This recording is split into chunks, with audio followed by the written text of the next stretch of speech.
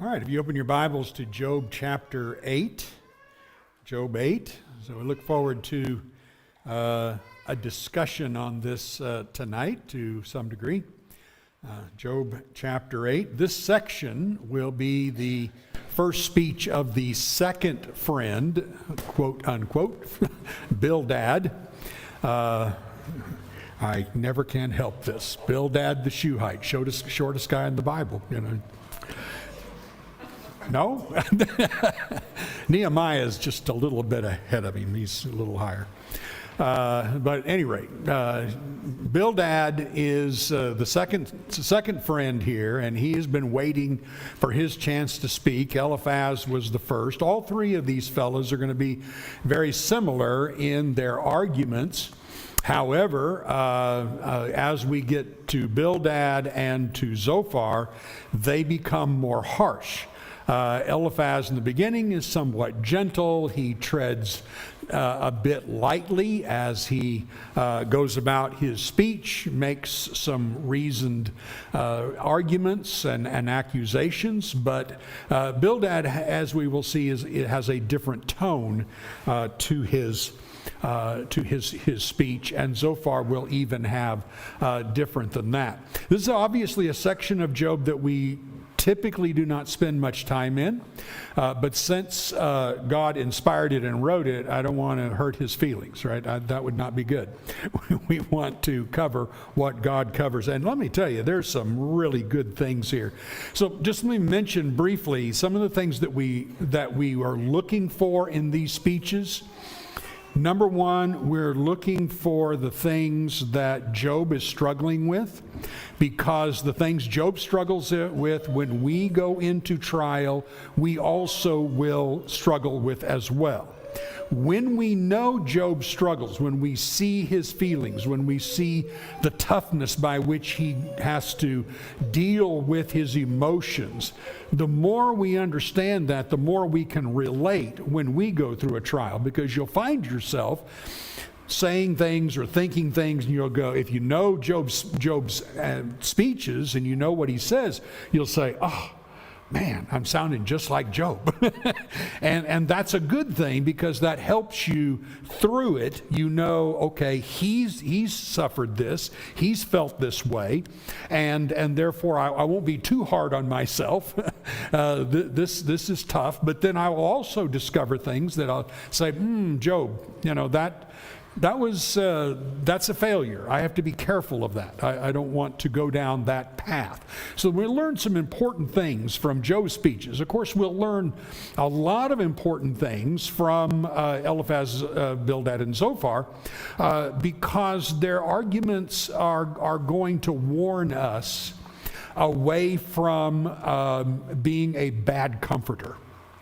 And that is extremely important. I don't think there's a one of us here that in dealing with somebody in a trial hasn't accidentally, I doubt we ever did it purposely, but we have said some things that are very hurtful. And we just weren't aware, and we weren't careful. And that is as important as anything. So first thing, just to ask this particular question, what is the first and primary purpose of being a friend to a person in trial? What would you say is the one thing we want to put at the top of the list when we're helping somebody in a trial? Yeah. Good. We want to help them. We want to preserve their soul. Good. Anybody else have a secondary thing or something in addition to that you would want to be able to do? Comforter. Yeah, we want to be a comforter. So we want to help, certainly. We want, but we also want to be a comforter. It's the help part that we probably have to be most careful about. So if you're a guy, you've already and married, you've already learned this a little bit with your wife, because she comes and she wants to talk to you and she wants to tell you how tough it is and what she's going through and all of this, and what do us guys want to do? Yeah, we want to fix it. And she's going, I didn't ask you to fix it. I'm just wanting you to listen and sympathize with me here and some more. So that's really a lot too of what we first and foremost want to do when somebody's in a trial. We're not running in there to try to, here, let me fix this. I mean, that's exactly what these guys do, these friends. They're running in there, they're telling Job how he's going to fix it, and oh, it's just so simple, Job. You're such a dum-dum. If you could just do this or that, everything would go away. And it's really insulting, and it's not an understanding of what he is having to deal with. All right, so let's begin here. Anand has just read for us the first 7 verses of Bildad's speech, and so let's talk a bit about these beginning verses here, and just first and foremost, what do you see in these first 7 verses that would give us an idea of some of Bildad's failures here? Can you see a failure or two just in those verses?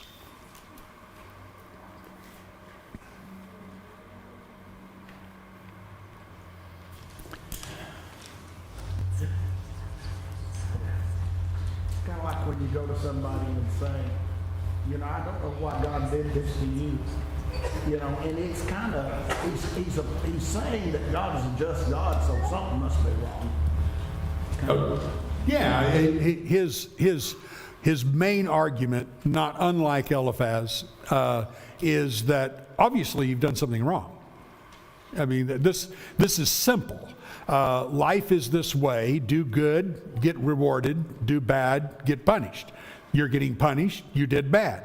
I mean, who can argue with that? That's just the way he sees it. So, first and foremost, yes, just an argument that has some other options that he's not considering. That's exactly right, Adam.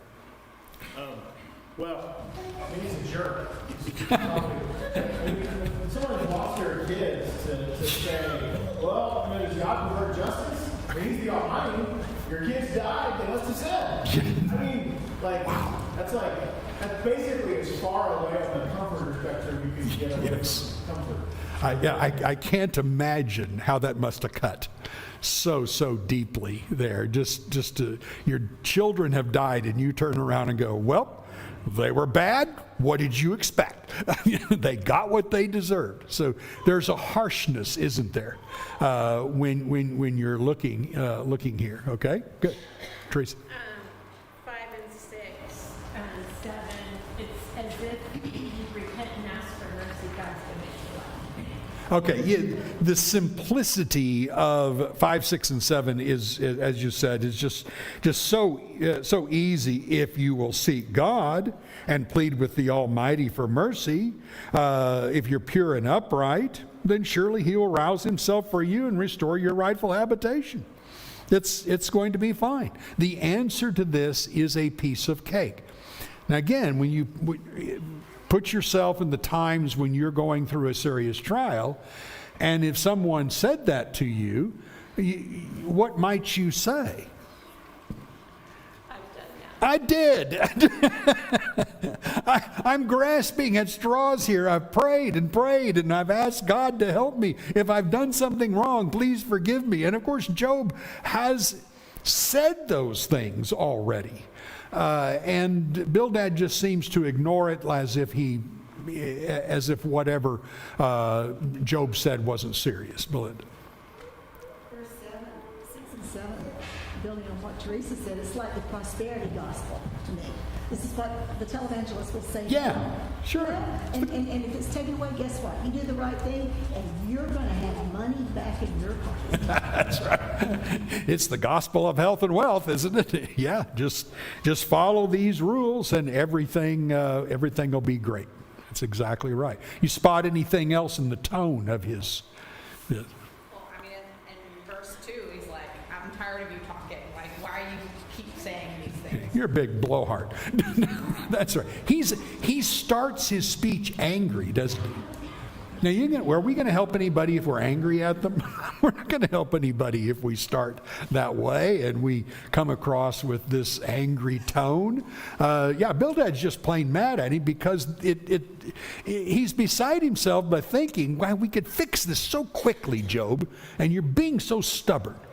And it's just very, very simplistic in that, okay? So you're seeing a very harsh comforter. He's angry.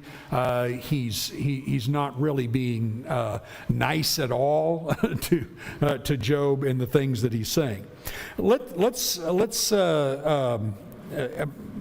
by the way, and I might just add here along with what you guys just said, in verse 4, he's assumed his children are wicked.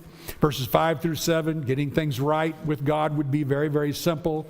And then let's notice a few things here about 8 through 10. For inquire, please, of bygone ages, and consider what the fathers have searched out. For our days on earth are a shadow. Will they not teach you and tell you and utter words out of their understanding? So what is his problem with that argument? Just bases on what he's seen in the past, but what is the problem with that?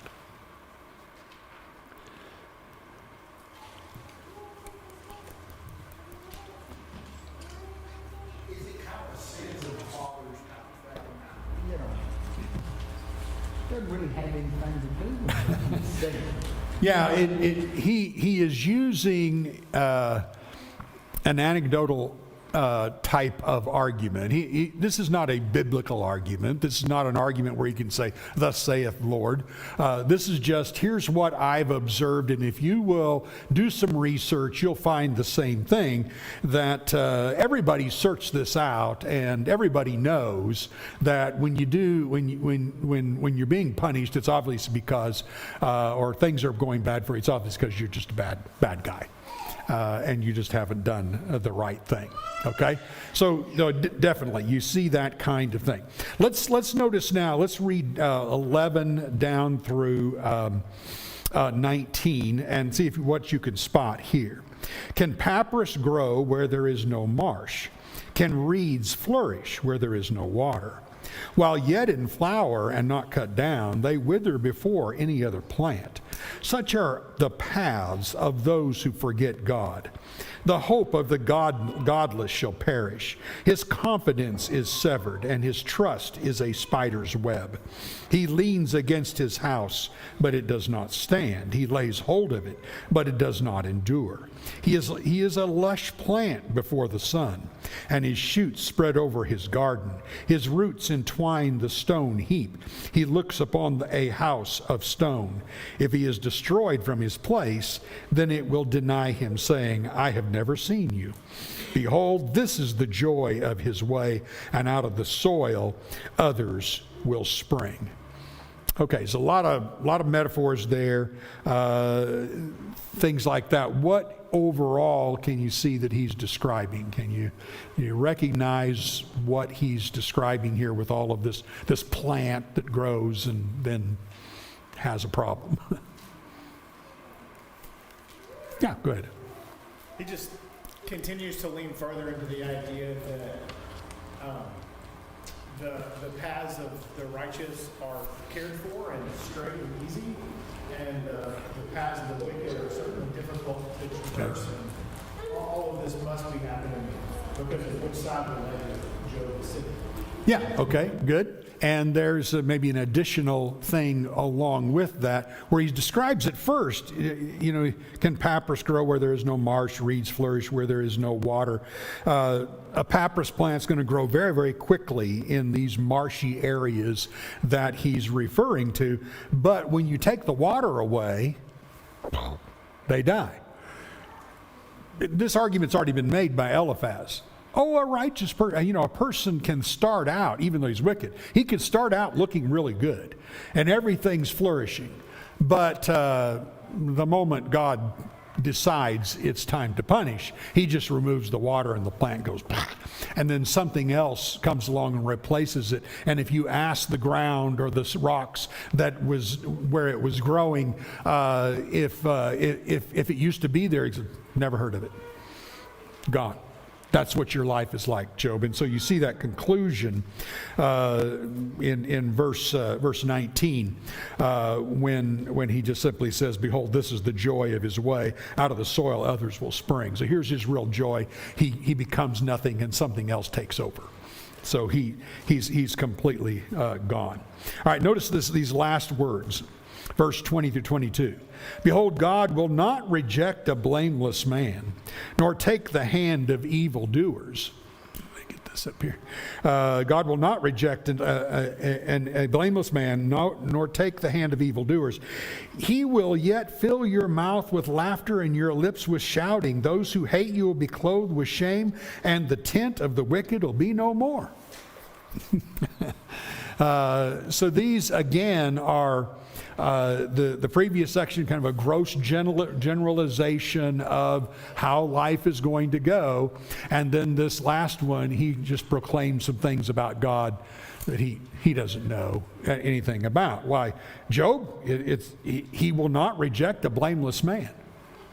Now, is that a true statement? In one regard? Yeah. God's not going to reject a blameless man, but how is Bildad using the word reject? In the sense of prosperity, in the sense of what, any kind of blessings. Why God would not take away blessings from a righteous man is basically what he's saying.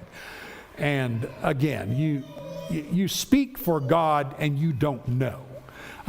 Be careful about those conclusions. Yes, Chip. This is contrary to what we know is fact. In fact, the New Testament is very clearly made. Yes. That living righteously does not guarantee an easy life or a prosperous life in time and on earth.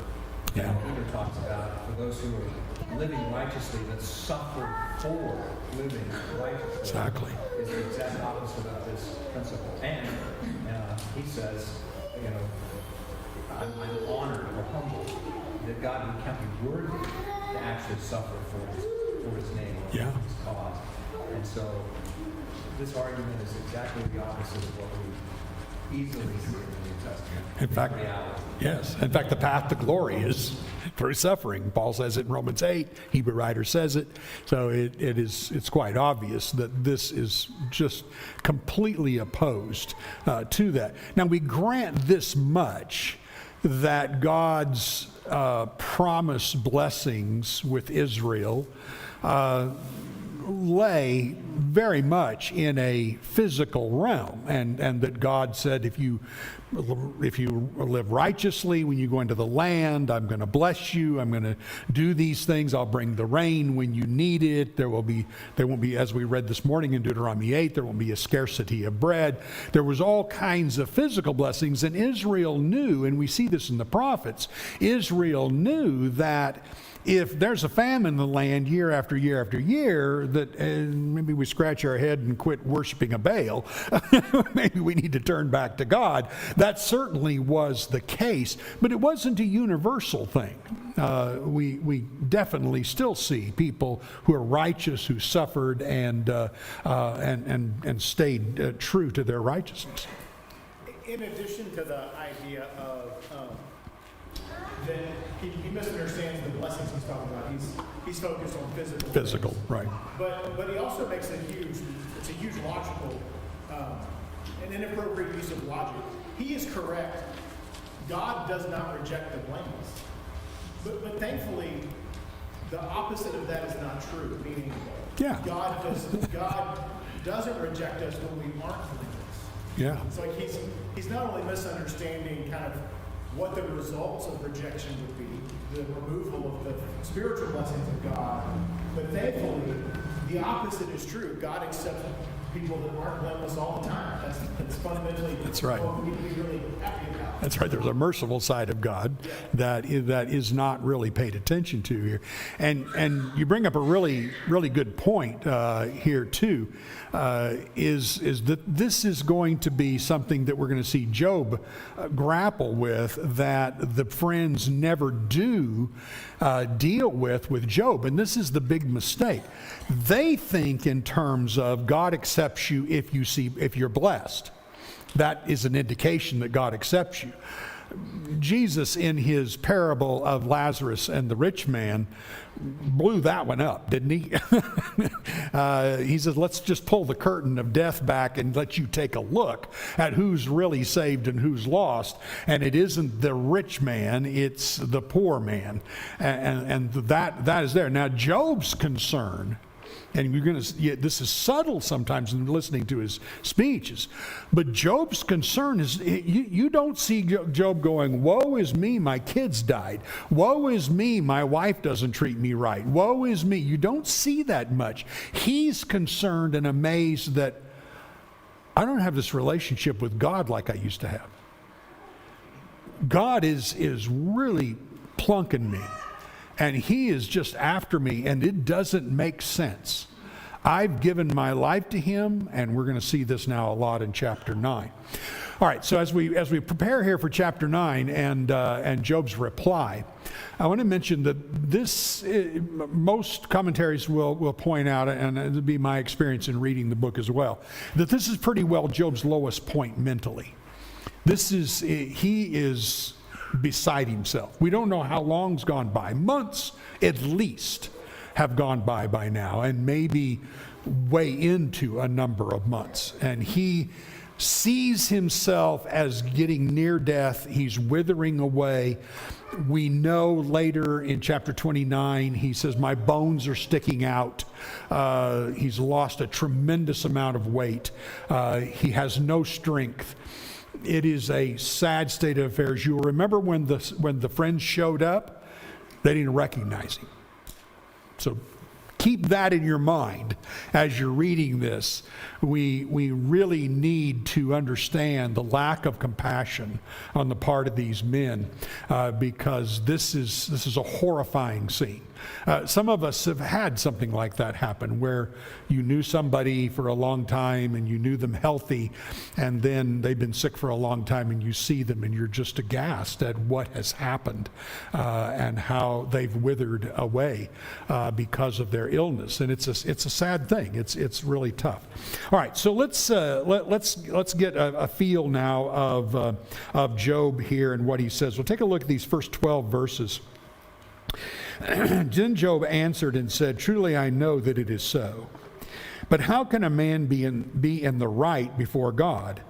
If one wished to contend with him, one could not answer him once in 1,000 times. He is wise in heart and mighty in strength, who has hardened himself against him and succeeded. He who removes mountains, and they know it not, when he overturns them in his anger, who shakes the earth out of its place, and its pillars tremble, who commands the sun, and it does not rise, who seals up the stars, who alone stretched out the heavens, and trampled the waves of the sea, who made the Bear and Orion and Pleiades and the chambers of the south, who does great things beyond searching out and marvelous things beyond number. Behold, he passes by me, and I see him not. He moves on, but I do not perceive him. Behold, he snatches away, but who can turn him back? Who will say to him, what are you doing? All right. So look at the first 10 verses, and can you see what Job agrees with? He says, it is so. You're right, Bildad, on this one point. Okay, so can you spot what Bildad, or that what Job agrees with Bildad on there? He rewards the righteous, and then he corrects judges sinners.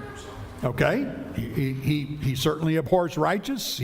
Abhors the unrighteous, and he's going to correct sinners and things like that, right? What else do you see him agreeing with Bildad on? Doesn't claim to be sinless. I'd say it. He does not claim to be sinless. Yeah, he doesn't. You saying Job? He doesn't think Let me get that right. He doesn't think Job isn't claiming to be sinless. Okay, good. Exactly. Job is certainly not claiming to be sinless in some way. True. All right. Can you see another theme there?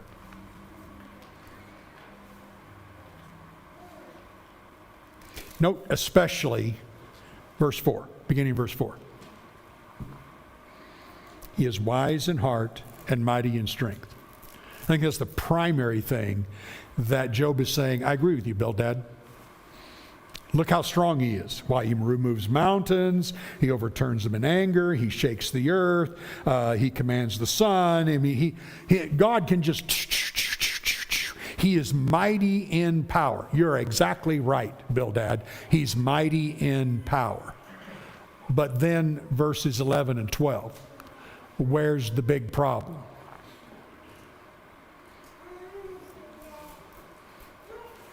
If he's mighty enough to weaponize the universe against me, then how do we approach him? I can't get in contact with him. That's right. I don't know how. I mean, he goes right by me. And I'm going, woohoo, woohoo, talk to me. And so this is going to be the root of one of Job's flaws, that he, like you, the fourth young man who's sitting there that we haven't heard from yet, is going to point out. And that is, oh yeah, Job, you understand the might and power of God. But what is he missing about God? He thinks that God has left. Okay. Don't assume that God has left me. Don't assume that, Job. You see, you're getting very close to the way the friends think, by thinking that just because these bad things keep happening and nothing gets corrected, you think God's not listening, you think God's not caring, you think God's not merciful. Job never mentions any of those things about God. He doesn't see that side of his character, because Job's thinking, if God really had that character, it'd be pretty obvious that he would let me have an audience with him or something. Garrett. Yeah, I noticed that as well back in 8 verse 6, where Bildad says, maybe God will rouse himself as if he's, out taking a nap. Yes, right.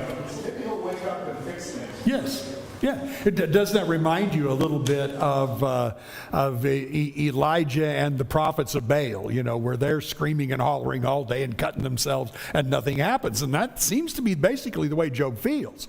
I've been screaming and cutting myself, and you've been cutting me, and I'm pleading, and I'm doing everything I know to do to get this thing fixed, and you're not helping. So you see verse 11 and 12, he passes by me, I see him not, he moves on, but I do not perceive him. He snatches away, who can turn him back? It is interesting here, in verse 12, if you're reading, he says, who will say to him, what are you doing? Well, yeah, who is going to say that to God? Well, but he said, that's what I'm wanting to know the answer to that question. And in fact, just note the emphasis, as you just mentioned, on God's power. But what's he missing? He's missing this merciful, compassionate, caring side of God. And just because Job can't see it doesn't mean it's not there. How about that for a lesson for us when we're suffering? Yes. You can't see it. Pray, pray, pray. Nothing's happening. Nothing's happening. I'm not seeing the answer. Why isn't God coming to the rescue? And it goes on and on. Remember, a trial has to play itself out to get us to an end goal that God is bringing us. And that means we go to a brink of suffering a lot of times. And if we don't go to that brink, then God does not discover, as he intends in the trial, to find out where our heart is. We read that this morning in Deuteronomy 8. This is a compatible type of theme there. And that's what it is. A trial's not a trial if I can see the light at the end of the tunnel. Think? That's it. See, we have all kinds of these little trials that we have and stuff like that, but we can go, yeah, well, it'll work itself out. And we see an end goal to it, so we're not terribly worried about it. But in these kinds of trials, I can't see where it's going. And I'm suffering, and the suffering's getting worse, and I can't figure it out. And it becomes a feeling of just absolute, I want to give up and helpless. And that's what Job's doing. He's right to the brink of, I can't do this anymore. I'm beside myself. So I have to feel that. Now, again, if you have not yet, and many of those of you who are younger have not yet, but if you have not yet been in that kind of trial, it's a good time to log that away.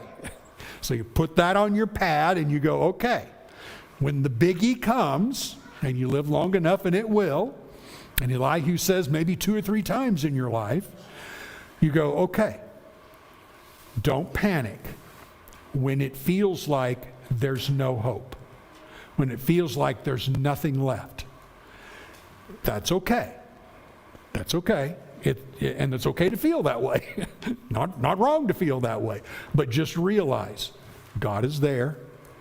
God cares. God is merciful. He's not on vacation. He knows exactly what's going on. But there is a purpose here. He's teaching us what? Endurance. We can't get endurance any other way. He's teaching us a number of things here to prepare us to live with Him forever.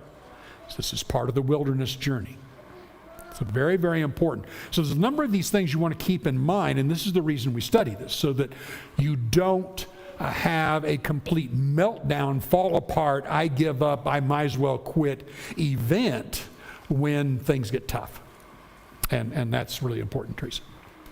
We talk about God, trying us so that He can see where our heart is. We should also ourselves be taking inventory. Oh, I'm lacking in endurance. Oh, I thought my faith was strong. Look how this is rocking me. Oh, I'm responding this way, like I need to know the future, or I'm so anxious. So we need to take inventory of our thoughts and our emotions for ourselves. We don't need to do that for somebody else. Yeah, that's right. Good, excellent point. And that's exactly right. These things help us become aware of our failings. Now, this is where this is the hardest part, though, as we go through a trial, because the tendency is oftentimes not because we're so upset, and this is what Elihu has to talk to Job about.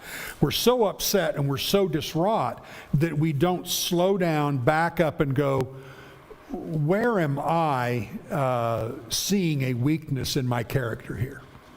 Where am I recognizing that something has been exposed that I wasn't aware of? Maybe it's anger. Maybe it's just complete and utter despair.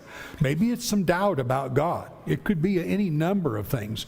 But that's what we want to discover about ourselves, because then we go, okay, I found some things I need to work on. I need to do a little better job in my Bible study. I need to do a better job in my prayer life. I need a better job just in learning to be more patient about enduring the things that are going through, and not get so upset. And boy, it's hard when you're going to trial, is not get upset. And that doesn't mean once you have these epiphanies that you No. whatsoever. That certainly would not produce No, it's not. So as we will see later too, God is putting us to school here, and class is not out until He rings the bell. And He's the one who chooses to ring the bell. And we want to get out of class much earlier. He says, no. Class is not done here. Okay, just a little bit more. Notice 13 through 16. He says, God will not turn back in His anger. Beneath him bowed the helpers of Rahab. Rahab is understood as a monster sea creature that is maybe stirred by Satan or something. How then can I answer him, choosing my words with him? Though I am in the right, I cannot answer him. I must appeal for mercy to my accuser. If I summoned him and he answered me, I would not believe that he was listening to my voice. So he says, even if I got him to answer me, I wouldn't believe it. It couldn't be him because he's left me so desolate for so long here. Did you notice verse 15? There, look at that proclamation. Though I am in the right, even though I'm in the right, there's how am I going to answer him? So, how did I end up with a duplicate slide? I think I did. I ended up with a duplicate slide. Sorry, I thought I deleted that.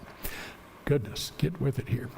All right, so here is his argument. It just doesn't make any sense that God is so mighty and powerful and would destroy then a person that is just so insignificant. But God passes by, but there's no way to even ask him what he's doing. And even though Job knows he's in the right, he cannot question God concerning this perplexing turn of events.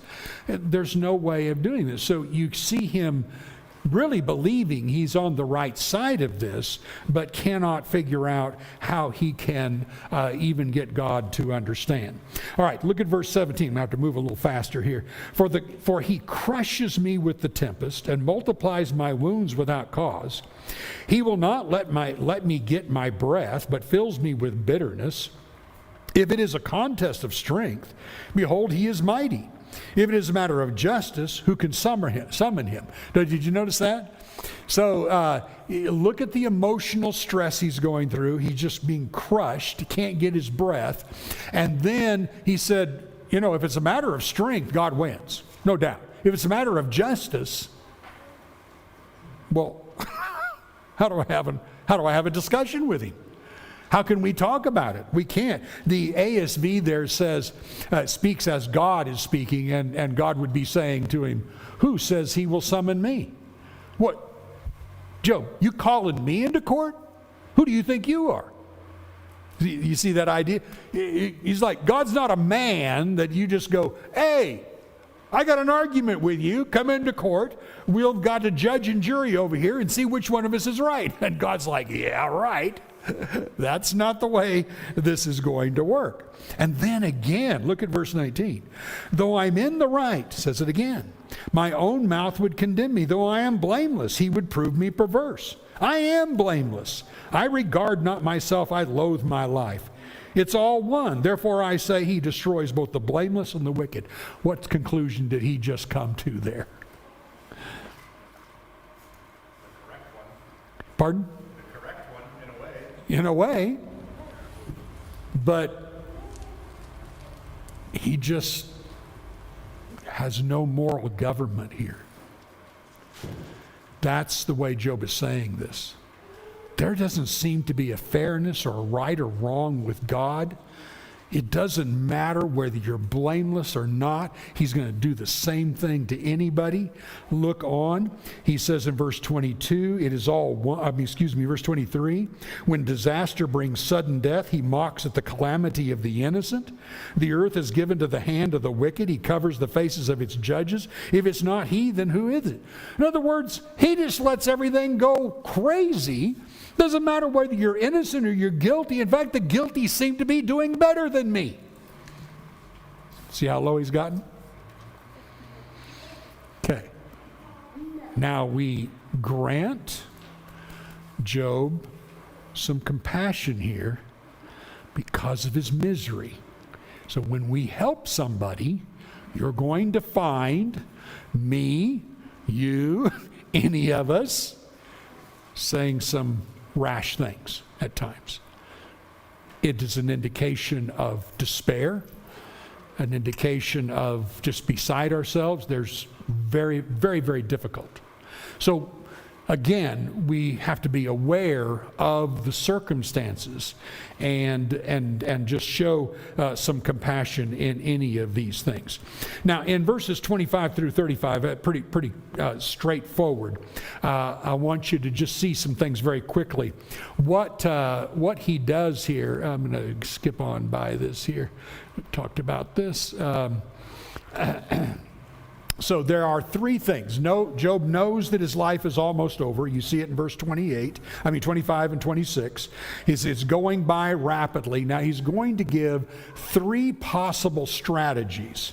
Strategy 1, verse 27. If I say I will forget my complaint, I'll put off my sad face and be of good cheer. I become afraid of all my suffering, for I know you will not hold me innocent. All right, strategy number 1. Put on a happy face. Everything's fine.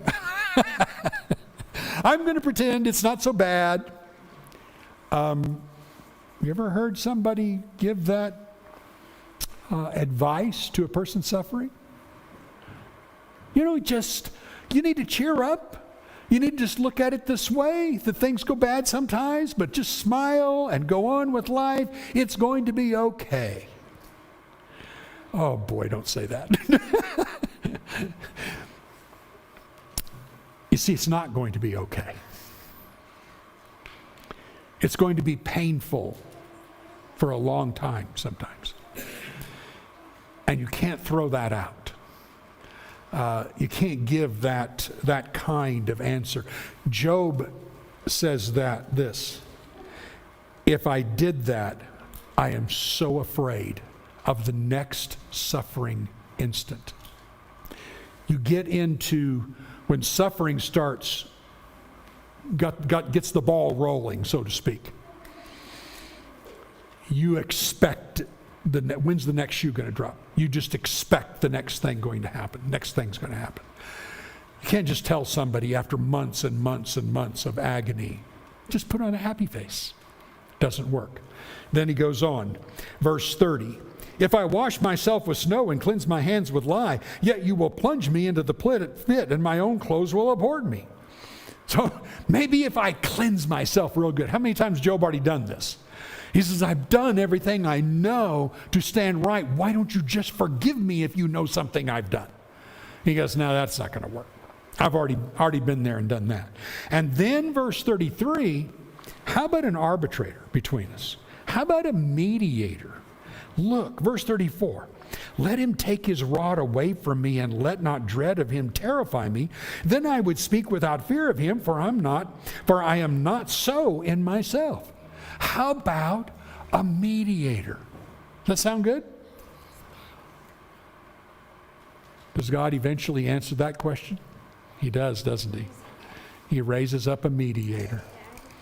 Book of Romans talks about the Spirit intercessing in our prayers and Jesus mediating for us. So you see that. And Job cries for something here. I just almost see the tear of God coming down his face, thinking, yes, you do need a mediator. You all do need mediators. And that's the way it is. All right, I'm going to summarize chapter 10. Here, and you're going to see again, here is 4 things then that Job complains about as he gets. Point number 1 is in verses 1 through 3. Why do you contend with me? Does it seem good to you to oppress and despise the work of your hands? Okay, we've got some whys here. Why do you do this? When we look around, we see the suffering, etc. Just answer the question, please, God. Does it seem rational that you would oppress and despise the person you made? Wow, what a question. And then 4 through 7. Why are you watching me? Little old me. Why are you watching me? A man can see the exterior, but you know my inner parts. You know inside me. You know what's going on in me. I don't understand, therefore, why you just keep examining me. You know I'm not guilty, and there's no way that I can be delivered from your hand. So why? are you doing that? Then, verse 8 through 17, he goes, big, long thing. What was the point of creating me? Now, this goes back to what he said in chapter 3. What was the point of creating me? Why didn't you just let me die when I was in my mother's womb? Why didn't you just let me be aborted? Why did you do it? Basically, what you did is you created me, and you've just taken me from the womb to my suffering and death. And what was the point of that? You see, it's just, he is so low right here. And this is hard. It's hard to watch him. It hurts inside, I think, just to think about how difficult this was for him to understand what's going on. And then finally, why didn't you just let me die? Verses 18 through 22. What was the difference between me dying at birth and the result of the suffering that I'm going through right now? Is this, though I've just been carried from the womb to the grave, it is really the same difference in this. So when you get there, you want to then draw just 3 quick conclusions. Number 1, Job keeps asking why. If God answers him, it would not be a trial. Very important. If God answers him, it wouldn't be a trial.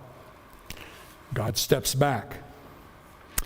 He cannot take away the purpose of the teaching part of this trial. Job must trust. Does God ever tell him why in the end of the book? He does not. Instead, he says, you have no right to question me. I am God, and I love you, and I care for you, and I am merciful for you, and I never left you. But you don't ask me those questions. Oh, wow. Something else. Secondly, biggest sin of the book, Job is demanding. We don't get to demand of God. That's a matter of the trust. That's what Israel does in the wilderness. They demand. We do not demand of God because we trust him. We know he's doing what is best for us, and we don't know what's best for us. So it's important that we realize that. Thirdly, there's good in Job. And the good is he's still talking to God. He's not done with God. He's not turning away with God. He's not fed. He's in no way going to ever give up on God. And he knows there still must be an answer somewhere here. And he's persistent. Those are the good things. Boy, that's the ones you want to hold on to. It's good. All right? All right, thank you for good attention. Hope that helps. Go back over those things. This is very, very valuable for prep of the times that we will go through difficulty and trial. All right, we're going to sing a song right now. If there's any way we can help anyone, please let that be known as together we stand and while we sing.